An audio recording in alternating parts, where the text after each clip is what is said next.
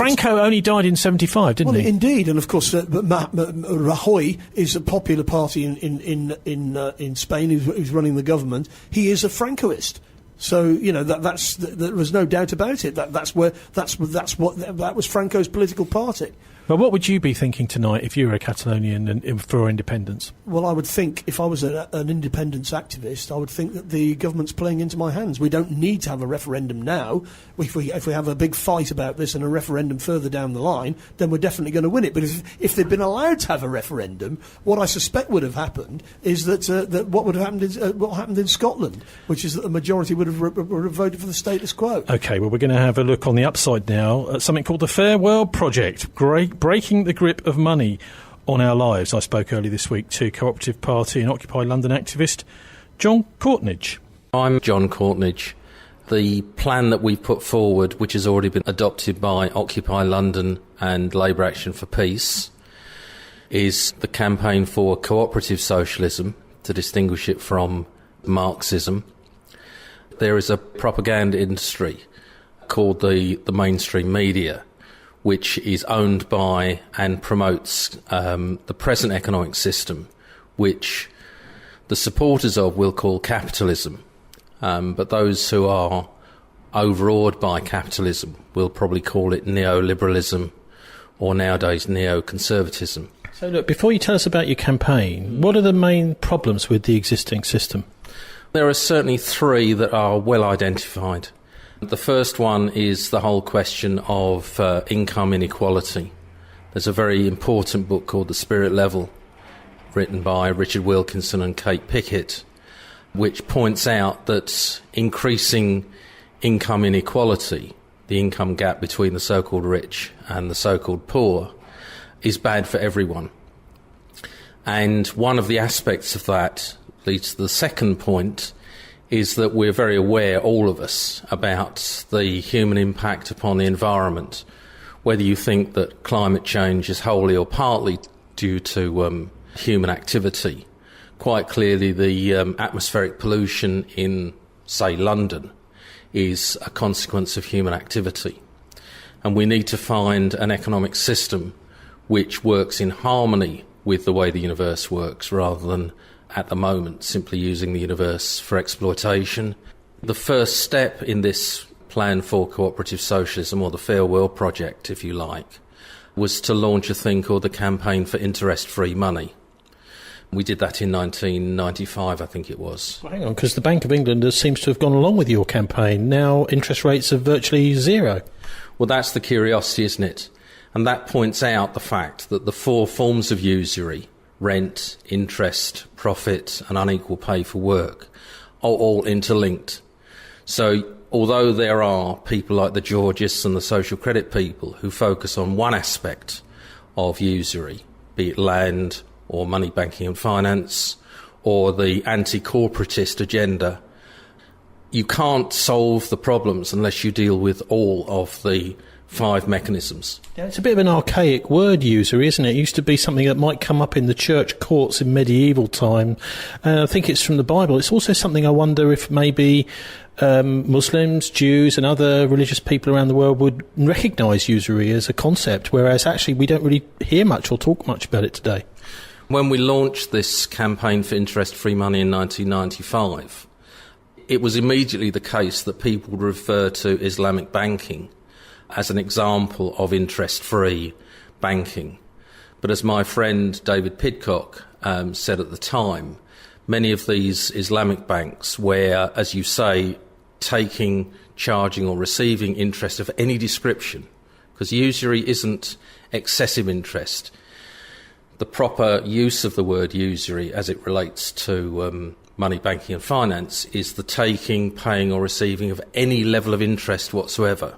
Henry VIII described various tricks and other approaches to avoiding the Christian prohibition on usury as chievances, dodges and scams. So in Islam, and in fact in all three Abrahamic traditions, usury, the charging, taking and receiving of interest, is absolutely outlawed. And it was only Henry VIII's Act of 1545, in restraint of usury, which set the legal limit on interest charging. And it wasn't called interest at that time. The word interest was not part of the English lexicon until much later on. So hang on a minute. His law he's passed is supposedly on the surface a bit Orwellian and before his day. It sounds like it's against usury, but actually it was the first law allowing it. Absolutely right. I mean, the spin doctors have been around for a very, very long time. And as we know, when Constantine and his wife took over the Christian church, the name of the game was to give it the appearance of being consistent with the teachings of Jesus. But the reality was different. It's this whole thing about exoteric and esoteric approaches to the faith life.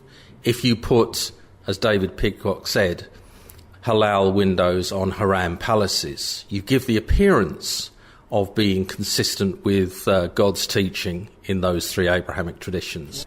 Well, getting back to the campaign for cooperative socialism, what are your main points as part of this action plan? The first point is the move to a far greater level of income equality. So there needs to be a social determination that none shall have too little that they can't live a decent life, and none shall have too much. But doesn't the government try and do that through tax, by taxing the rich and not taxing the poor and then redistributing wealth to a certain extent? Well, that's in the Spirit Level book again. Richard Wilkinson and Kate Pickett describe the two approaches to this attempt to produce a greater level of income equality. The Nordic model of so-called progressive taxation allows people to have massive incomes which are then clawed back into support programs to make sure that the poorest people live some kind of decent life. Sounds pretty good. The problem is that the people who've already been given or have taken lots organise to make sure that they don't pay tax, that they keep whatever they think that was theirs in the first place. In the Channel Islands? In the Channel Islands, in the City of London, which of course is one of the greatest tax havens on the planet, and all of the diaspora of the City of London, places like the Virgin Islands. And surely the City of London can't be a tax haven. If you're making money, if you're storing it in the city, it's liable to tax just like anywhere else in Britain.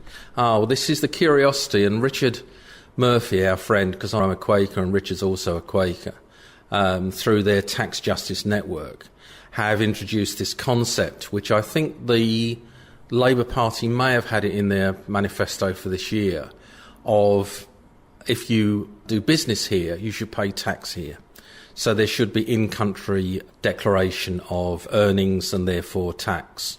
At the moment, that can't happen because since Margaret Thatcher in October 1979, as their first act, abolished exchange controls, you have this fandango of creative economics, or creative accounting, as Prem Seeker I think would call it, where bananas can be harvested in the Caribbean, but they become so expensive here because the bananas carry on a virtual journey around the world where value is added to this virtual tour, such that the final selling price in the shops, and let's hope we're all shopping fair trade bananas in the co-op, but all of these goods in the shops, the profit that's actually generated in this country is tiny because the profit has been hijacked away into all sorts of intermediate theoretical places. So I've owned two businesses. One was a small holding and one was a garden centre and nursery. So I know how wealth is created. As a PhD chemist, I can talk around that. But the first point of the plan is that wealth should be created in appropriate cooperatives. Secondly, you need a financing mechanism to ensure that start-up businesses have sufficient working capital to get going. I mean, feasibly, that could be through quantitative easing. It just doesn't seem to be happening. The government could be actually starting lots of businesses with this QE money and employing a lot of people. Yes, one of the problems with publicly created money is that if that money is then used usuriously, in other words, for either rent, interest, profit or unequal pay for work, you are sweating the assets that create that wealth, and ultimately that's the planet. So running through the plan, although there are 5 problems: theft, rent, interest, profit and unequal pay for work, we've got to build in international relations. So the last 2 points of the plan, 6 and 7, are that there should be an end, complete end to all of this idea of using the banking system as an act of global warfare by having interest-bearing debt as a burden upon countries which are less fortunate than ourselves. Economic warfare, is that what you're talking about? Yes, indeed. And if you have ever been sanctioned by the DWP, that's a form of individual warfare. It's the use of money as a control mechanism on people, and that control mechanism at the individual level of a single mother or an unemployed man having their so-called benefits, their entitlements, taken away from them. That's a form of warfare, replacing welfare. And likewise, there's a whole literature of the way in which the debts which companies and countries incur through the international banking system at the moment, how those debts are called in all of a sudden and structural adjustment plans are brought into play. The hospitals in Africa and places like that are starved of funds. It's a form of warfare. Now, if there are action on these points, how would things change? Well, there are 3, I think, key items to bear in mind in this. The first one is that we propose that everyone, as of right, should receive a guaranteed income. We prefer the term a living income for everyone, a life, L-I-F-E, such that if anyone is involved in an abusive relationship, either domestic or a workplace relationship, they can simply walk away from it. The second one is a banking system which is both not for profit, not intended for profit, not designed for profit, but also, and this is the key point, that it's interest-free. Because you can have not-for-profit banking which is interest-based and you still have that sweating the assets. The final one, and this is a curious paradox of the whole affair, you remember the first of these 3 points was a living income for everyone and then an interest-free banking system. The third one is the inversion of an individual's mindset from what can I get to what can I give. And that's the basis, certainly, of the Christian message that I'm aware of through the Gospel of Thomas. Even unto the cross, Jesus was prepared to give himself to what he saw at that time as the message that God was giving him as the Messiah, message bringer, that we're here on this planet to give, not to get, not to accumulate, but to give. Well, it all sounds great, but is anyone in the City of London listening to this kind of thing? Well, there's an interesting point, because 4 years ago I was asked to be a Labour Party candidate in the Common Councilman elections in Queen Hythe Ward, and as the Labour candidate I received 12 votes. The winning candidate's got about 80 votes out of the 300 people eligible to vote. And for the first time ever in 2,000 years, the City of London has Labour Party representatives sitting at the decision-making table of the Guildhall. So, yes, we're being listened to, and we're not talking about the use of violence. Remember, I'm a Quaker, member of Labour Action for Peace. I've been a pacifist all of my life, not a passivist. But I've always hoped that we can create a more peaceful world through the democratic process, and that's what this is all about. My view, having been involved in city politics, is that the City of London is looking for a new operating system. And that's what this plan for cooperative socialism or the Fair World project, it doesn't matter what the title is, it's the details. It's got a very bad reputation, the city, at the moment, probably for the last 10 years, since 2008. Things like money laundering scandals with HSBC, the libel scandal, foreign exchange scandal. It just seems that there's one law for them and another law for everyone else. Well, that's right. But then remember, it was Henry VIII that legalised usury. The usury laws so named were abolished, I think, in the 19th century. And then in October 19 1979, as their first act, the Conservative government under Margaret Thatcher abolished any controls on the movement of money in and out of the city. So what's going on in the city is legal. It's been described to me, on the other hand, as legalised thievery. The people in the city quite rightly hate the fact that when the bonus season comes round or when there's a crash, they are now seen as the villains of the piece. They're victims just as much as we're the victims, such as the single mother I talked about, the person with disabilities, the unemployed man who have their sanctions, their benefits taken away, the hospitals in Africa that have got no equipment, the nurses that are not paid, and so on and so forth. So I think the City of London is ready for a new operating system, and if they want to take this on, give it a different name, it doesn't matter. The details are the same, and we will finally be working in harmony with the universe. We are talking about a way of living and producing, relating to one another, that brings about wellness. The old-fashioned terminology for this, which I like a lot, is the cooperative commonweal. Weal being wellness, the wellness of everyone, of the wellness of all, within the wellness of all. That's the vision. What's your dealings with the city taught you about how it works? Where's the power lie? The power lies within the Common Council and the aldermanic body within the City of London. And as William the Conqueror found in 1066, you have to negotiate with the City of London. And the reason for that is that the City of London is a port. It's a tidal port. So the River Thames has a tide which brings boats up to the city on the high tide and then takes them out on the ebb tide. So William knew full well that the City of London, if it wanted, could bring in any number of mercenaries to defeat his army. So the decision-making process at the moment has been opened up. As I say, there are now 5 Labour Common Councilmen.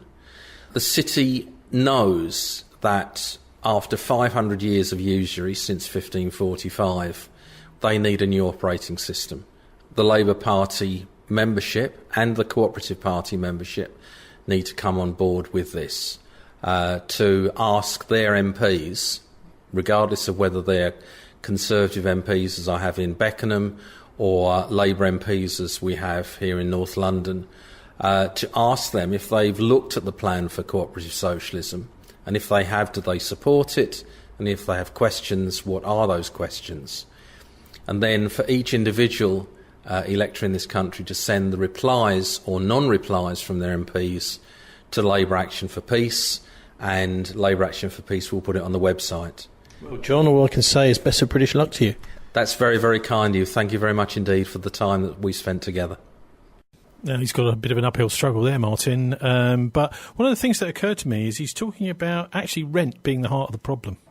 Well, in textbook terms, rent is not just rent that people pay to the landlords, it's economic rent, which in other words is where people get paid for positional goods.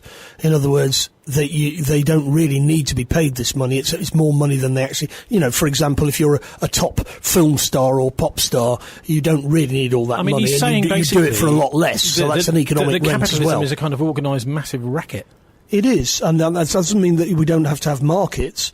But the problem is that markets lead to concentrations of power, and then those who've got the power then rig the market, and all markets are rigged. There is no such thing as a free market. Time to sign off off now for the Murdoch News at 7, coming up live on Facebook. It's Arabian Nights with Mohammed Makawi. Thanks to our guests in the first hour, Lib Dem Councillor for Hengrove and Whitchurch Park, Tim Kent. This show's story, links and comment page is one word, thisweek.org.uk.